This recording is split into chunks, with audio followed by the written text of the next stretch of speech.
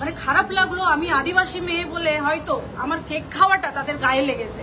এইটা যদি মানে ওই যে বললাম, যেটা আমরা দেখেছি আমাদের ভারতের প্রধানমন্ত্রী নরেন্দ্র মোদীর যখন জন্মদিন পালন হয়, দিনের পর দিন জন্মদিন পালন হচ্ছে, পার্টি অফিসে পালন হচ্ছে, রাস্তাঘাটে পালন হচ্ছে, সেটা নিয়ে কেউ প্রশ্ন করেন কেন? তিনি আদিবাসী নন, আমি আদিবাসী, আদিবাসীদের তো কেক খাওয়া বারণ, আদিবাসীরা কেক খাবে।